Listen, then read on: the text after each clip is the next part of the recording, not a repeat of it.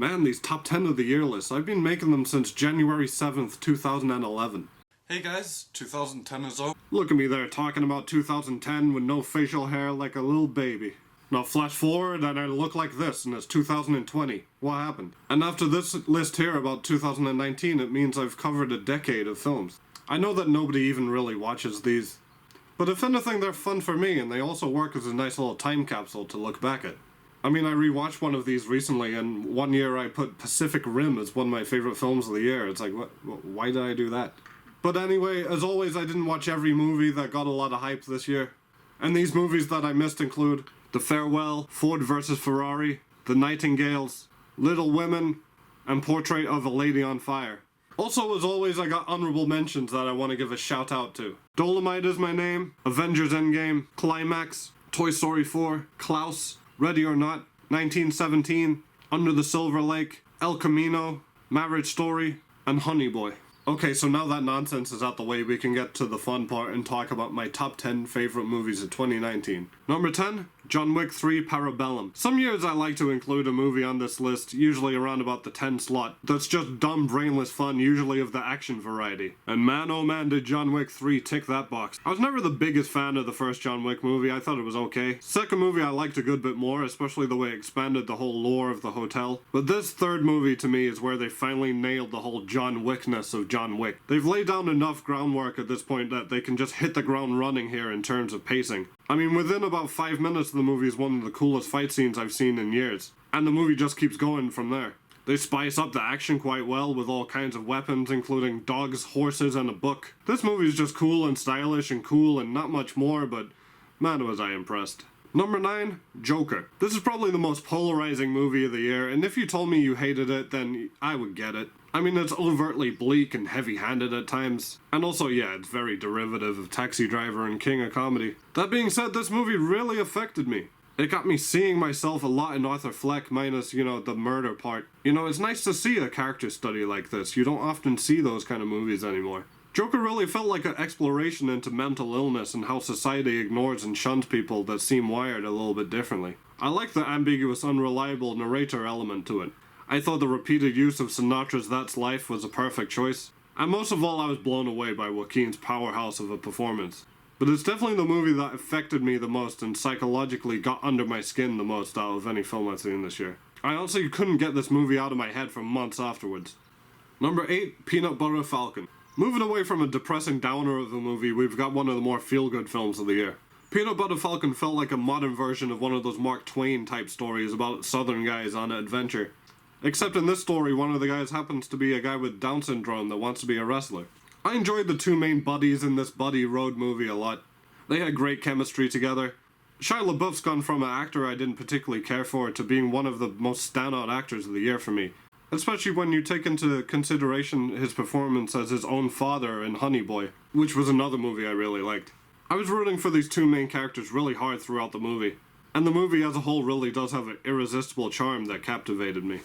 Number 7, The Irishman. Like I said at the start, I've been covering my favourite films for this past decade, and 4 out of 4 of Martin Scorsese's non-documentary films have been on those lists, and The Irishman makes them 5 for 5.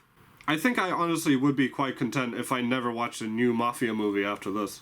Because The Irishman serves as a nice curtain call to the genre. You've got De Niro, Pacino, Pesci all together, giving great performances. I liked the whole atmosphere to it, and it was interesting learning about how much power the trucking union had at the time. But it's the last 30 minutes or so that make this movie special to me. And also why I see it as the closing of a curtain to the genre, because the epilogue of the movie really starts to change the tone into something much more melancholic, unglamorous, and atypical to what you typically find in a mob movie, and that's something I never expected going into it. Number 6, The Lighthouse. Ooh boy, what a strange movie. I mean, The Lighthouse is a movie that I can't say was super enjoyable while I watched it. And once it finished, I just kind of sat there like, what did I just witness? But like The Joker, it was a movie I kept revisiting in my head afterwards. The next day I genuinely found myself listening to sea shanties and fighting the urge to talk in Willem Dafoe's weird salty sea dog accent. Willem Dafoe probably gave my favourite performance of the year. I loved his whole demeanour and crazy monologues talking about Poseidon. The movie is shot beautifully in black and white. It might be the most visually gorgeous film of the year. There's a nauseatingly claustrophobic vibe for both the characters and the audience, but I also found myself laughing quite a lot through it too. There's a lot to sink your teeth into in terms of analysis, with the inclusion of literary illusions and ambiguity as to what's real and what's not. The movie is a real mind twister. Who really was the crazy one? Willem Dafoe? Robert Pattinson? Or am I the crazy one because the movie has warped my brain now? I don't even know. All I know is this movie needs to be experienced. Number 5, Beach Bum. Now this is a movie I don't think I've really heard anybody rave about. And right now it sits on about a 55% on Rotten Tomatoes, which is quite a shame because I had a lot of fun with this movie. This film was a blast to me. There's a dreamlike, druggy vibe to it, where things just kind of happen and the main character just kind of stumbles from situation to situation without really learning any lessons or anything like that. But that's okay because the main character is Moondog, played by Matthew McConaughey. It's kind of a role that McConaughey could play in his sleep. It's this southern stoner type guy. But I honestly couldn't get enough of his character and his hijinks in the movie. The supporting cast is also full of these weird and wacky characters played by actors that I'm not usually a big fan of, like Martin Lawrence, Zac Efron, and Snoop Dogg, but they all made for larger-than-life fascinating parts of the strange, hilarious drug haze of a movie. Number 4, Knives Out. I'm a sucker for a good whodunit murder mystery type movie, and this is a very good whodunit murder mystery type movie. It's quirky, it's funny, the central mystery itself is quite gripping. There's no weak points in the cast, all the characters were interesting and well performed. I especially like Daniel Craig's southern detective character, and I'd love to see another movie about him solving a mystery. There's not even too much to really say about this film without, giving anything away. It's just everything it set out to do, it succeeded, and I had a really fun time with it. Number 3, Jojo Rabbit. A comedic movie about the Holocaust. Now, this could have easily been bad. Could have felt in poor taste with tonal whiplash. But not only is this movie not bad, it's very, very good. The movie's really fun. There's some great creative jokes in there. Some wonderful performances. The Hitler scenes in particular were very well done. Hitler kind of started off as this fun, wacky, quite friendly German child's view of Hitler that supported the main kid, but gradually transformed into this horrible manifestation of the child's fears and insecurities, and therefore kind of resembled the version of Hitler that we picture. And I didn't expect the movie to nail the heartwarming kind of emotional moments as well as it did. I really enjoyed the relationship between Jojo and the Jewish girl. There was something so honest and touching about it. If I was going to award a movie for having the most ambition, it would definitely go to Jojo Rabbit. Even the premise of this movie alone is a bigger risk than any other movie I've seen this year. And the fact that they executed it with such grace is truly commendable. Number 2, Parasite. I like Bong Joon-ho a lot. I even really like Snowpiercer and that weird hippo cow E.T. type movie.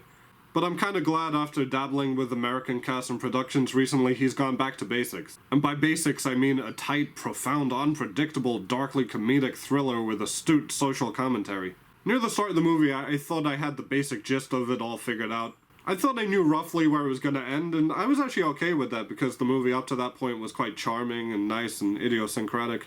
But about halfway through the movie they slap you with an unforeseeable curveball that changed everything that I thought about the movie. Also, the movie works well on a base level, but also works allegorically as an observation of society, specifically classism. It's gripping, the ending's very emotional, and I thoroughly enjoyed it. Number 1, Uncut Gems. Now, usually when I think of a film that's edge-of-your-seat gripping, I don't think of a movie starring Adam Sandler. But this is one of the most tense, stressful, emotionally exhausting, and borderline panic attack-inducing films I've ever seen. It's like there's always multiple plates spinning in every scene. There's always a couple of things going on at once. Adam Sandler's constantly wheeling and dealing his way from one problem to another. The script is sharp, the direction's stylish, and the pace is tight. But I think Adam Sandler is the glue here that made it all work so well. Adam Sandler's mannerisms and nuances made him so lovable here, that when he was in trouble or did something dumb, I couldn't help myself from desperately hoping he would bounce back. The movie is a thrill ride from start to finish, the ending left me speechless, and that's why it's my favorite film of 2019. So those are my favorite films of 2019, and here's to another decade, I guess. Thanks for watching.